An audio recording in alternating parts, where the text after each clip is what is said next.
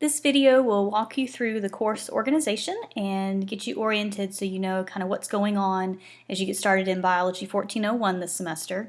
And it should also give you some helpful tips and points as far as succeeding in this class. So when you first log into the course, the page that will pop up is the announcements page. I typically will post a weekly announcement where I go over what is due that week and just remind you of any upcoming assignments or exams that are coming up the following week, or any important changes to the schedule or anything like that. Basically any course, anything that's relevant to the course will go under the announcements. And typically you also receive an email alerting you and telling you what the announcement is. So the announcements page is very important as far as course communication. When you first log into the course at the beginning of the semester, I'd recommend going to the Begin Here section, which your navigation buttons are all over here on the left-hand side of the screen. But the Begin Here section is the best place to start as you're getting ready to start the course. So there are several videos under this section. There's a video going through the syllabus, which you should watch. There's also a video walking through what to expect when you're doing the labs in this course. The labs are all online, and that can be a little bit confusing to some students, so I've done a video getting you oriented on the labs. And then there's also a video discussing how your discussion boards, or your DBs, will be graded for the semester. So you should watch all of those videos. There's also a How to Succeed in This Class section, and this is a really good section. I know it's a lot of reading, it's a lot of words, but it really will be helpful to you if you read through this. So I wanted to hit on some of the high points as we do this video. So biology is a really fun subject. It's a lot of different material that we'll cover this semester, a lot of different topics. So typically students find at least a couple topics that they just love, and then usually there are a couple topics you don't like, but that's just normal and to be expected. But the big deal with biology is there's a lot of vocabulary and a lot of details. And the best way to learn those, the vocabulary and the details, is to spend time working with them and doing that over the course of the entire week.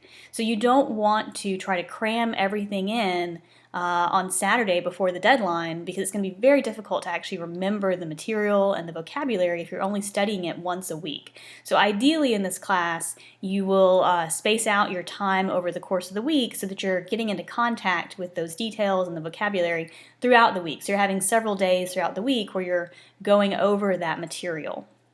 Now, this is something that's pretty important as far as studying. Your brain is not able to multitask. You really can't do that very well. So basically, every time you stop one thing and start another, your brain has to disengage and then re-engage. So it's going to take you twice as long to finish a task if you're constantly interrupted, and you're a lot more likely to make errors when you're interrupted. So what I really recommend for this course is to have a dedicated time and place where you can get away from distractions and get the assignments done. You will find that you're much more successful if you are not being interrupted. Get your phone away from you, don't have music on unless it's something very much in the background where it's not occupying your brain, don't have the TV on, don't have somebody there talking to you. Try to have a separate place where you can get away and get the work done. So you kind of need to carve out a chunk of time in your schedule to do this. Now this is a biggie. This is a very work-heavy course, and so most students end up spending somewhere between 10 to 15 hours a week working on this class. That is a lot of time. So you need to plan on that and have your schedule, get your schedule ready, because you're going to have to spend a lot of time on this course. If you were taking this on campus, you'd be covering exactly the same amount of material. You'd be spending at least 3 hours a week in lecture, and you'd be having a lab. Now the lab, while it only counts for 1 hour as far as credit hours, it's actually a 3-hour lab.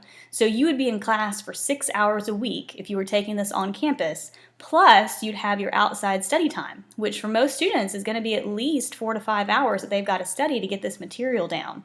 So you should expect that combination of 6 hours of lecture and lab plus at least 4 or 5 hours of study time to kind of be the minimum that you're going to have to spend in this course. That's 10 to 15 hours a week to get through this course successfully. And I know it's an online class, and a lot of times you take an online class because you're working and you're trying to work and go to school, but just realize there's not any less material that you're having to learn for the online course versus the on-campus course. We're still covering the entire textbook, we're still doing 12 labs, it is the exact same amount of material, and it is a lot of material. So just mentally prepare yourself, you're going to be spending a lot of time working on this class. Now here's a suggested study schedule that you can kind of start with this and then maybe modify it to fit your personal schedule. But basically you're spending pretty much every day other than Sunday working on the course at least a little bit of the time. Now you may not be spending 4 hours a day on the course, but you're spending a little bit of time. So Monday's a good day to kind of get introduced to the material, watch the introductory videos, read through the devotion, and then maybe on Tuesday start reading the chapters in the book, work through the study guides. So this is a good suggested study schedule you should look through. You do need to repeat the material, so you're going to get the best results if you repeat the information several times over the course of the week. So really, to learn a lot of details, you've got to start with the big picture and then kind of fill in the details as you learn them, as you learn the big picture. This is a biggie as well. Emotional and physical stress are really going to adversely affect your brain's ability to learn.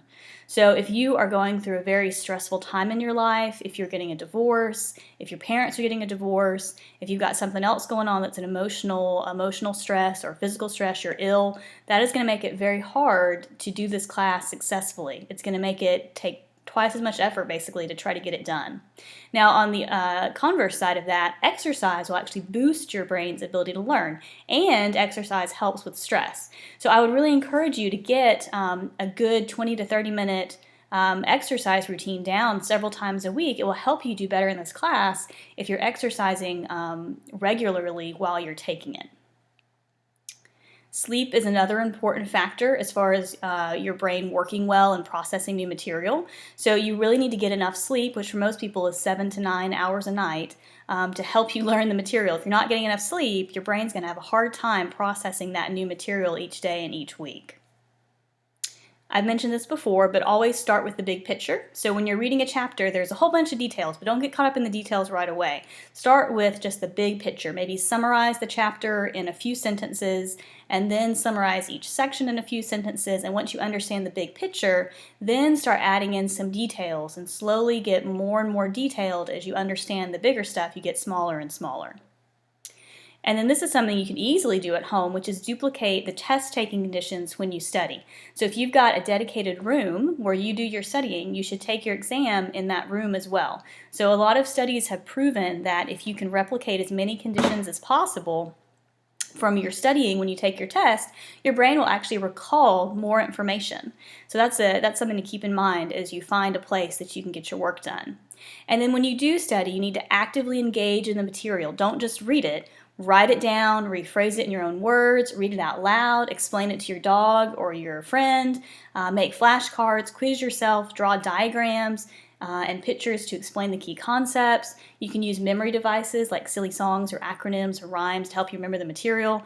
And you can even make up your own test where you write questions on one side of a piece of paper and then the answers on the other, and then you quiz yourself and test yourself. So you need to actively engage in the material to help you remember it. The next section in this Begin Here area is an FAQ section. So I've answered a lot of the frequently asked questions here as far as how to get started in the class, how to contact me, how the labs work, do I need to buy the textbook, how do the exams work, all of that. So read through this before you email me with questions because it may already be answered here. There's a course map as well that tells you where you can find different things based off of the menu item. And then there's a section on how to download and open attachments. So all of that's in the Begin Here section. That's really great, helpful information, especially the first week of class to get you ready to take the class. Now, after the first week of class, you may not go back to the Begin Here section, and that's okay. What you're really going to be spending time on is going to be the course schedule and the course material. So the course schedule is a table, and it lists each session number, so sessions 1 through 16, and then the dates of each of the sessions. So for example, session 1 starts the first day of class, which is the 24th, and then the week goes through the 29th. So if you've already watched the syllabus video, then you'll realize that the way this class works is it runs Sunday to Saturday. So all of your deadlines are going to be on Saturdays. And the reason for that, and as I mentioned before, is I really try not to work on Sunday. Sunday is a time of rest and a time to be with my family and a time to spend with God. So I don't want to work, and I really would prefer that y'all not work on Sunday if possible. but I know that sometimes that's just not going to happen, especially when you're trying to work full-time and take a class. So you certainly can still work on the materials on Sunday if you want to, but you're going to have to start it the Sunday as in Sunday the first day of the week, not Sunday as in the Sunday right before a deadline. So the deadlines are all Saturdays, and the reason for that is because I will check my email on Saturdays. I can respond to texts and phone calls if there's an emergency, and so we just get all of that done on Saturday so we don't have to worry about it on Sunday. So once again, you're free to work on Sunday, but basically you have to plan ahead. So you'd be working on that upcoming week's assignments on Sunday rather than frantically trying to get something done last minute. Now, because there's a lot of kind of adding and dropping going on the first 2 weeks of class, I do not have any deadlines due the first week of class. So actually your first deadline is not until the second Saturday of the semester, which is September 5th. So September 5th, your first 2 weeks or your first 2 sessions, all of these assignments are going to be due.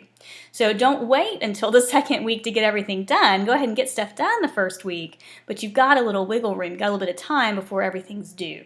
So, and that's generally how this course will work. You're going to have access to all of the assignments for at least 2 weeks before the deadline. So, for example, session 3 is due the 12th, September 12th, but you'll have access to this session 3 starting in week 2. So if you need to work ahead some week, you certainly can. You can work ahead if you need to. If you're going to be absent or on a trip for business or something like that, you have the opportunity to work ahead since we don't accept late work. Now, the way this table works is you've got your session number, the date of the session, what's going to be covered under the lecture portion, and then what's going to be covered under the lab portion, and then whatever the discussion topic is for the week, and then the deadline.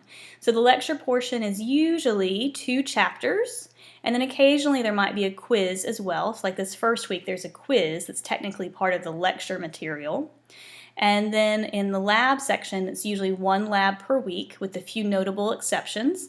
So when you have exams, I try not to do a lab if possible. Sometimes that doesn't work out because there are 12 labs that we have to get through. So for example, exam 1, you still have a lab due that week, and I'm sorry, but that's just kind of how it works. But at least we don't have a discussion. So I try to take a little bit of the workload off on the exam weeks as much as I can, but we have required material and required labs we've got to get through, so I can't always do that, but I try to make that as easy as possible. Now this week, session 13, this is actually Thanksgiving week, so it's kind of a short week, so all you have assigned that week is exam 4. And I'll have this exam 4 open the entire week, so you can take it before Thanksgiving break if you want to, or you can take it like normal on a Saturday if you need to do that instead. So you'll have the opportunity to kind of take that exam whenever you need to. Alright, so this is the course schedule. You can print this off. I'd recommend kind of keeping it with you because it's going to help you as you work through the semester, keeping up with what you need to get done. If you want to read the syllabus and download the syllabus, you can definitely click on that link and it will get you to the syllabus. The video under the Begin Here section that goes through the syllabus is pretty thorough as well, so you should definitely watch that, but you might want to also print off a copy of the syllabus just as a reference to have. Alright, the course materials link is kind of the big link. So right now you've got access to the first 2 sessions, and the next sessions will kind of pop up automatically as soon as you're allowed access to them. So let's look at session 1. So every session begins with a Steps for Success, and this Steps for Success in particular is a little bit longer because it's the very first one. They're not usually this long. Usually what happens in a Steps for Success is you've got kind of an introduction to the chapters you're going to be studying and then a list of what to do that week. So in this very first one though, it's kind of an introductory Steps for Success. It talks about how the courses are going to be organized each week. So each week you'll have a devotion, you'll have a Steps for Success, there'll be an instructor insight section, which I'll show you in a minute. There'll be lecture material, there will be lab assignments and a lab quiz, there'll be a discussion topic typically, and then on some weeks there are exams as well. So for example, this week, assignments for week 1 for session 1, make sure that you've watched the videos under the Begin Here section and read the syllabus. You'll have a devotion, there will be an introductory video or videos for chapters 1 and 2. And then there will be study guides that you can download as you read through the chapters. And there will be PowerPoint lectures for the assigned chapters that you can look through as well to help you review. There will be a quiz this week over the scientific method, which is the material from chapter 1. And there will be a lab, and the lab this week is measurement. And then once you've submitted the lab report, you'll take a lab quiz. And then the discussion topic for this week is class introductions. And I've just made a note here, the deadline for all of the assignments for these first 2 weeks is not until Saturday, September 5th. So you've got a little bit of time to get everything done. So here is a devotional. They're all over hymns. These have been written by different DBU professors specifically for you and for this class. So these are nice little brief devotions just to kind of get you focused on something other than just biology for at least a little bit of time. The instructor insight section, typically you've got some attached files. The chapter study guides are going to be attached up here. These are PDF documents that you can download and then print off and then fill in as you're reading through the chapters, and they will help you kind of as you go through the chapters. So for example, we'll look at this first one. So chapter 1 is an introduction to the scientific method. So it's going to have different vocabulary terms that you need to know and some space for you to write those out. And then what I did in this first one is I did kind of a little summary of the scientific method here at the end, and an example for you to look through as well to kind of get you going on that. And then the chapter 2 study guide is set up very similarly, so there are vocabulary terms for you to define as you're reading. And then there's a section where you're filling in the blank. And so you should be able to fill in the blank based off of your vocabulary terms once you've learned those. So this is kind of an outline-based study guide is this second section here. And that's how most of the study guides are going to be set up. And those are not things that you have to turn in. Those are just to help you study and to work through the material. I typically have some intro videos that either I have made or someone else has made to kind of introduce you to the material. And this particular time there's quite a few. Usually there's at least 1 or 2, but there's typically some. There will be the PowerPoint lectures, and these are the PDF or PowerPoint lectures you can read. These are kind of standardized lectures. These are not ones that I've made. These are just ones that are standardized for the class. Here's your scientific method quiz. When you're ready to take it, you will click on the link, on this link right here, scientific method. Here's the measurement lab assignment, and there's a separate video that kind of walks you through this a little bit more. Measurement lab quiz, and then finally the discussion. And then a lot of times I'll have an additional resources section. This isn't present in every week, but it is present in quite a few. If there are some videos I think might be helpful to you as you're studying the material, I'll put them in the additional resources section. You don't have to watch these, but they may be helpful to you if you do watch them.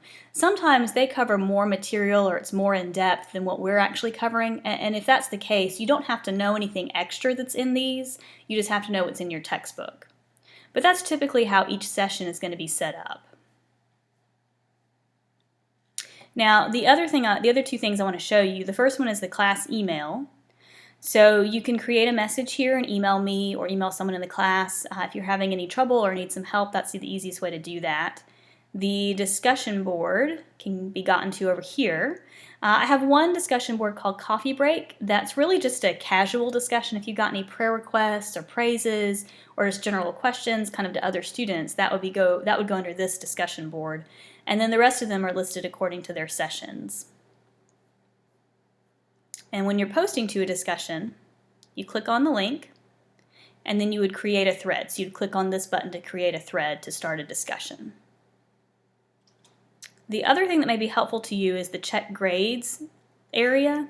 So I've got all of your assignments listed here, and all the due dates are on here as well, and these should be correct because I go through at the beginning of the semester and kind of fix all of the due dates to make sure they're okay. And then your final course grade is listed here, and this is an accurate final course grade.